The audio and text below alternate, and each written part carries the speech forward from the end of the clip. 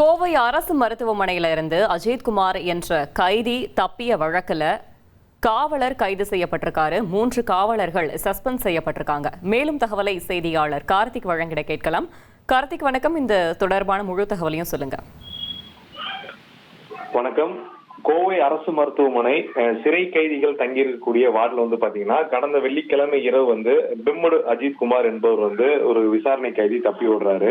அவர் பாத்தீங்கன்னா இந்த cyber crime, அதாவது OLX போன்ற பல்வேறு ஆன்லைன் நிறுவனங்கள்ல கார்களை பல பேரிடம், ஒரு காரை பல பேரிடம் வித்து மோசடி செஞ்ச வழக்குல கைது செய்து கோவை மத்திய சிறையில இருக்காரு. அங்க அவருக்கு உடல்நிலை சரியில்லைன்னு சொன்னோன்னா கோவை அரசு மருத்துவமனை வளாகத்தில் இருக்கக்கூடிய சிறை கைதிகள் தங்க வைக்கக்கூடிய அந்த வார்டுல கடந்த ஒரு வாரத்துக்கு முன்பு அங்க சிகிச்சைக்கு அனுமதிக்கப்படுறாங்க.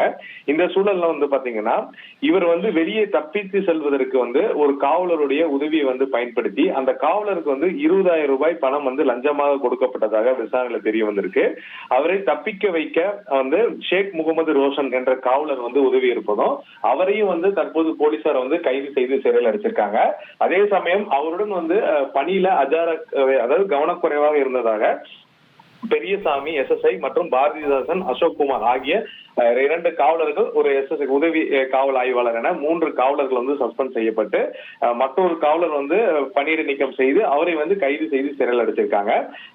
அது மட்டும் இல்லாம இந்த வழக்குல தப்பியோடிய அந்த அஜித்குமாரை 5 மணி நேரத்துல சேலம் மேச்சேரி பகுதியில தனிப்படை போலீசார் கைது செய்து மீண்டும் கோவை மத்திய சிறையில் அடைச்சிருக்காங்க. ஒரு கைதி தப்பிக்க உடன் காவல்துறை உதவியதும் அதற்கு பணம் வாங்கியதும் அந்த உடனிருந்த மற்ற காவலர்கள் 4 பேர் சஸ்பெண்ட் செய்து ஒருவர் கைது செய்யப்பட்டுள்ளது மிக முக்கிய வழக்காக இந்த சம்பவத்தை நம்ம பார்க்கிறோம். தகவல்களுக்கு நன்றி கார்த்திக்.